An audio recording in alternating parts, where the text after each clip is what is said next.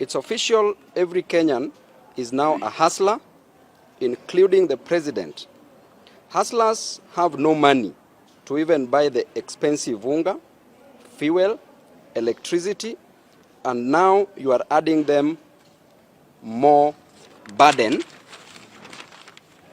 of paying for their education. The Kenya Kwanza government that has refused to disburse money to counties and declared CDF illegal at their Supreme Court is now lying to students to get school fees from CDF and county governments. While of the 2 trillion they collect from Kenyans, their leaders take more than 2 billion per day. They were taking the last 10 years, according to their former boss, Uhuru Muigai Kenyatta. Junior secondary teachers haven't been paid for 4 months. Is the president saying governors and MPs are the ones to pay them? Averagely, no student enrolled in Kenyan universities, TVETs, is from a rich family. All students deserve full funding from the government. Rich students are studying abroad. Those studying locally are vulnerable and very needy. The government has just opened another mega corruption scheme where poor students will be asked for bribes in order to get full scholarships. There will also be tribalism, nepotism, and cronyism in determining who gets full scholarships and who don't. Averagely, university programs cost approximately 300,000 Kenya shillings per year. Needy students are expected to pay 7% from their pockets, which is 21,000 Kenya shillings. A needy student can't afford even a meal of 50 shillings per day. Where will they get 21,000 shillings from? And what is the criteria of choosing needy and able students?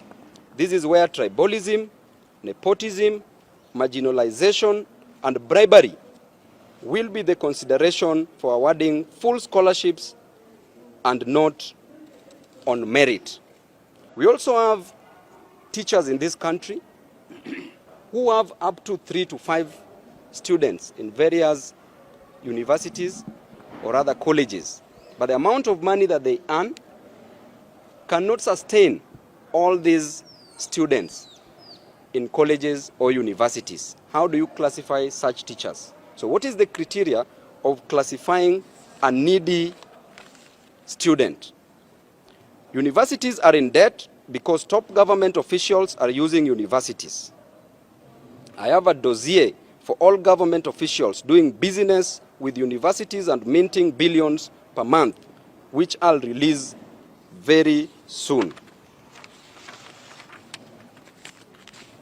The government must pay adequate capitation to all our students and stop hiding in high debt owed by our universities.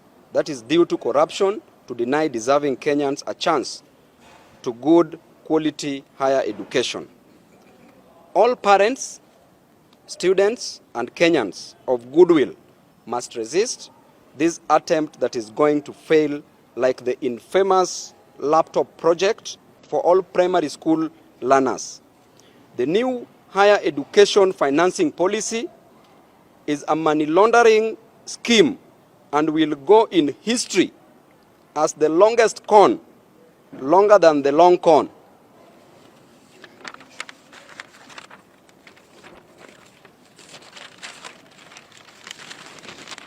In conclusion, should the government refuse to finance all students, and this at 100%, we are going to give directions on nationwide demonstrations soon. These demos will include all Kenyans, because in Kenya, you are either a student or a student to be, a parent or a parent to be. And the demos will start in Rift Valley region. Thank you. God bless you.